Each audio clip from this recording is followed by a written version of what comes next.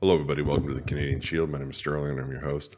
I know I've been a little bit behind on some of the House of Commons stuff. I've had some scheduling things going on in my life, and I'm trying to move things around so that I can spend more time on content creation. I mean, our community is small, but it's active, and I enjoy that. Now, recently, MP Giovanni came into the House of Commons representing the Conservative riding of Durham, which is not too far off the city of Toronto, and he speaks as a millennial, which is something that I suppose the Liberal Party hasn't thought about. And there was other things that are happening in the House of Commons, like Justin Trudeau is running away again, and anyway, we'll kind of get to that in a second, but let's first listen to, before we get into it, I would encourage you all to like, comment, subscribe, hit the notification bell, and tell your friends. Now, MP Giovanni standed up and talked about the housing crisis from the perspective of a millennial, and it's telling that the Liberal Party, talked in circles, and the housing minister, MP Fraser, stood up, and true to the far left doctrine, he didn't address the issue. He just called them uneducated and uninformed. I think that says a lot about the mindset of the people who occupy the far left. They don't want to provide you with answers. They just want blind obedience. And if you don't provide that obedience, that's because you're not educated. It's not because the way that they're going about it is not correct. It's not because it's having a horrible impact on their decision was a terrible one. No. The evidence doesn't mean anything. It's simply the fact that, I'm smarter than you are. And let's listen to Minister Fraser in his own words.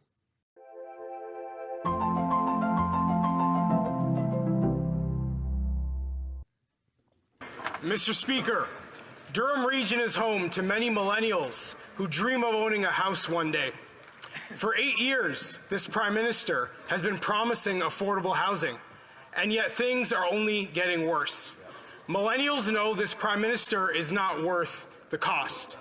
The Liberal NDP government continues to announce expensive photo ops in the lead-up to the federal budget. But we know, as millennials, that we deserve better. That's right. How can we ever believe any of these broken promises from the Liberal NDP government again?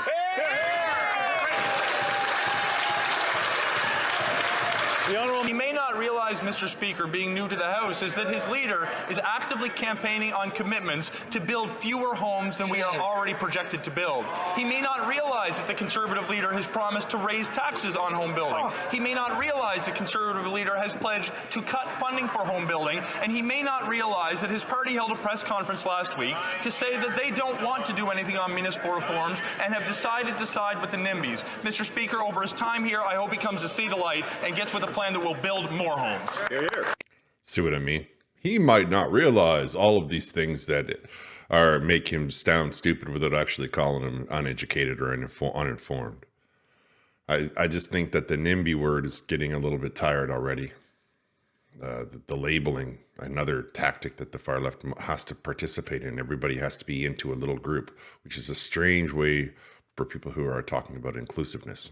There should just be one group, everybody. That's a different video, I suppose. I think that it's telling that rather than address the issue, he talks about how he thinks that his plan is the only plan, that you have to conform to the ideas of the Liberal Party or you're uneducated, you're uninformed. Half of what he just said isn't even true, and it's been disproved. But of course, he doesn't want to listen to the proof. He just wants to listen. He just wants to say his own talking points over and over and over again for his likes on TikTok, which he probably needs since he doesn't seem like he's going to be getting too much of a pension. Based on what Mr. Poilievre is about to say to the House, where he literally accuses the Liberal Party of already having Justin Trudeau out the door and have a new incoming member of Parliament, like a new leader of the party, who, by all account, is just another. He's just Trudeau, but better at math, All right, let's have a listen to this. And what's important is not so much what he says, it's what they say in return. Incoming leader of the Liberal Party has just given a speech and given advice to his soon-to-be predecessor, he said that he agrees, this is Mark Carney, says he agrees that there should be a carbon tax conference where the premiers can come together and share their concerns about the Prime Minister raising the cost of living and breaking the back of Canadians. Will the Prime Minister won't listen to me, he won't listen to the Liberal Premier of Newfoundland and Labrador, will he at least listen to his successor and meet the premiers on the carbon tax? Now, at this point, Justin Trudeau is sitting in the House of Commons. He's sitting there, right there. He's just been, they've just said that the Canadians are so unhappy that the Liberal Party is going to replace him as leader and put a new leader in charge so that they can try to claw back some of their electoral base. Now I want you to watch the Conservative side of the screen and see exactly how they react because, well, I'll tell you in a second. The Honourable Minister for Energy and Natural Resources. So Justin Trudeau has just been told that the Conservatives just said that, and he didn't even stand up to defend himself. Again, it is important for folks, for Canadians who are watching this debate, to be careful about the misinformation being spewed by the Leader of the Opposition. It is important for a responsible government in this country to have a plan for addressing climate change and do so in a manner that enhances and addresses affordability concerns. That is exactly what the price on pollution does. 8 out of 10 Canadian families get more money back. 200 economists across the country agree with us. It is such a shame that we have a bunch of climate deniers over there who have no plan for the environment and no plan for the economy. So a whole bunch of things to be said there by the high school orchestra conductor. First of all, he didn't say anything except the word misinformation, which is important. I find it really funny that as Trudeau was leaving the building, somebody screamed out the word coward, right? I think it's also important that the Liberals must have found traction with the word saying that they had no plan, because that's all they seem to be saying now. That's just their whole caucus is just saying that over and over again, even though the proof is opposite of that, right? The idea that they have no plan, despite the fact that everywhere you turn, they are talking about a plan. So I just wonder when they're going to say something of any consequence instead of just repeating the same 30-second TikTok video over and over again. However, what matters is he didn't talk about the leadership at all. He didn't try to reinstill the confidence that a government needs to have to lead a country. He just said, oh, climate this and taxes that and plan. So the leader of the opposition stands up and says, the rumor I'm hearing is that Mark Carney is coming in to replace Justin Trudeau, and the Liberal government doesn't stand up to deny that in any way, shape, or form. Then they try to cast shade on Pierre Poilievre, who of course responds in true to form with this. Mr. Speaker, Mark Carney, who is the next Liberal leader, is a fierce supporter of the carbon tax. He's been called Carbon Tax Carney in the past, and he is willing at least to defend his carbon tax views in front of the premiers. The Prime Minister is not. He's running for cover and hiding from Canadians, refusing to defend his own policy decisions. If the Prime Minister is really so proud of his plan to hike the carbon tax to 61 cents a litre, why won't he listen to Mark Carney and have a big, open, televised carbon tax conference?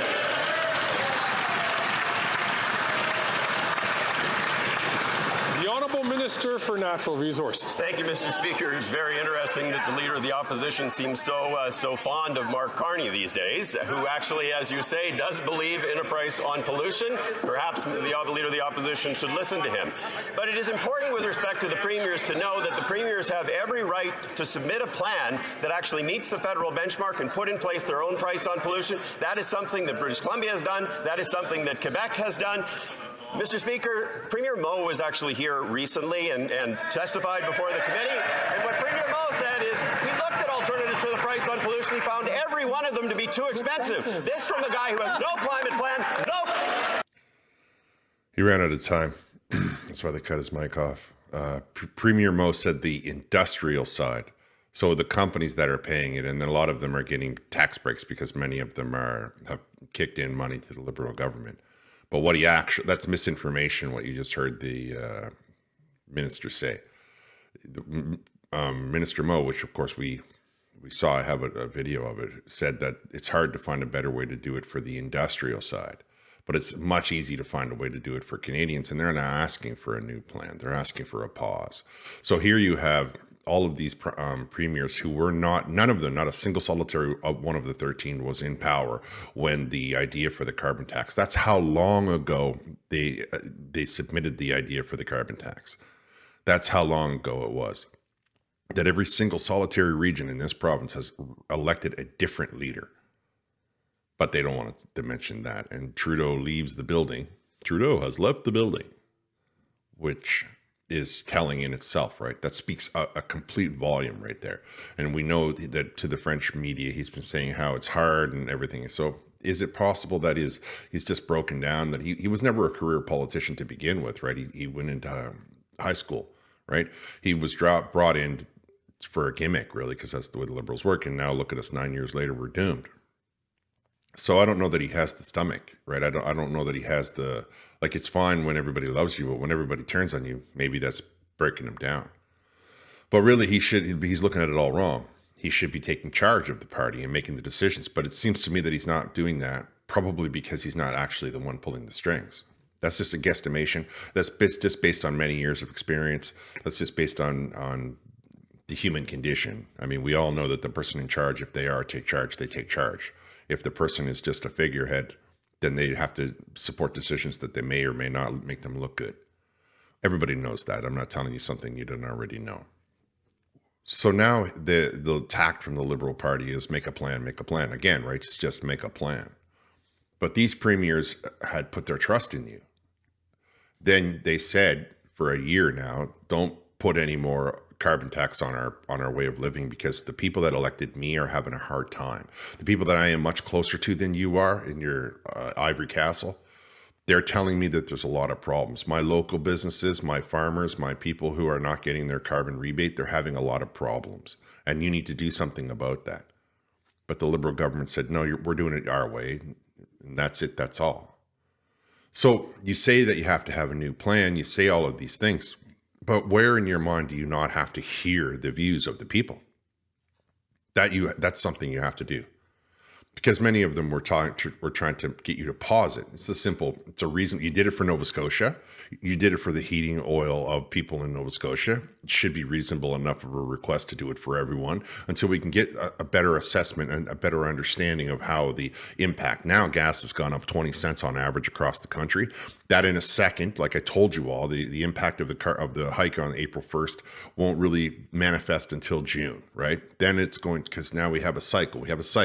And once they start April 1st, which is the beginning of the new quarter, it'll take a minute for those taxes and those payments to start to manifest itself.